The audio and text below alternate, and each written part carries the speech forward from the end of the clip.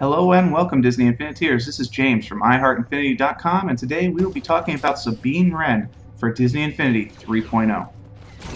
And as always, we're taking a look at the background of the character first. Sabine Wren is one of the main characters on Star Wars Rebels, which is currently airing on the Disney networks. She was trained as a Mandalorian and uses those skills for intelligence gathering and protecting her comrades in arms. She is also a street artist who likes to put her mark on just about everything from TIE fighters to armor to the bulkhead walls in her teammates' cabins. I actually think this is kind of a nice touch. It's nice to have a Star Wars character who's artistic. I don't think we've had any others in the current extended universe. And next up is Compatibility. She is, of course, a Disney Infinity 3.0 character, which means she only works in 3.0. You can't use her in 1.0 or 2.0. Now, you can use her in all three of the Star Wars playsets, but you have to unlock her. You can't use her by default from any of them. Fortunately, it's pretty easy to do that. You can also use her in the Toy Box mode, which includes Takeover and Speedway. And now let's talk a little about Sabine's gameplay. She is primarily a long-range fighter who uses her dual pistols to attack enemies from pretty much anywhere on the map.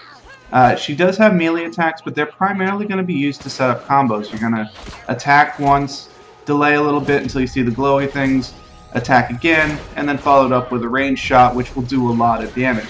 This will also enable her combat finisher to be activated, which is her throwing a paint grenade at the enemy, which explodes for a good amount of damage. Plus, it looks pretty cool because you can see paint kind of flying everywhere as it happens. One of the main advantages to her ranged attacks is you can just hold down the trigger for her. Some characters you can't do that because they have charged attacks, and holding down the trigger will cause them to charge rather than to shoot. In her case, you'll just keep on firing until you run out of bullets. She'll reload and you can just keep on going. Some people will miss having that charged attack, but personally I like being able to hold down the trigger and just go into town on these battle droids and stormtroopers.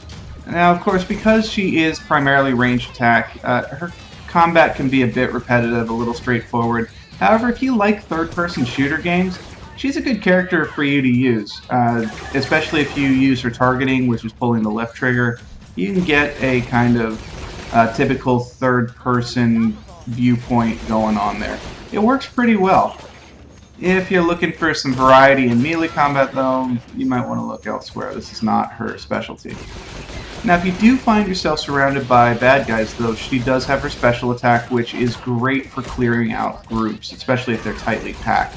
I think I'll have a chance to show you that in a second because we got a lot of guys here. Yep.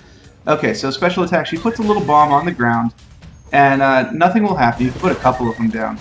But as soon as you activate the bomb, it creates a large AoE damage combined with some paint effects because she's an artist. And in terms of control, in terms of damage, it's a really great ability. It's a lot of fun. I frankly would just encourage powering it up as much as possible, as soon as possible, because you're going to take out a ton of bad guys using this ability. So her combat might not be the most original, but it is fun. She is powerful, especially once you rank up her skills, particularly the range attack skills. Let's go ahead and take a look at that here in a second. Pull up her skill tree. So we have the very basic stuff, extra health, double jumping, recovery in the air, the usual stuff, nothing special here. Going to her next one unlocks, of course, the special attacks. You can see it's, again, fairly typical. Unlock the ability, unlock additional meters, make the meters go faster, do extra damage, and so on. Definitely recommend leveling up in this tree, though. And then you got her melee attacks. I would pretty much only go into the melee attacks to get her finishing move. It's a powerful move. It's a useful move. It recharges very quickly, which is very useful, which means you can use it over and over.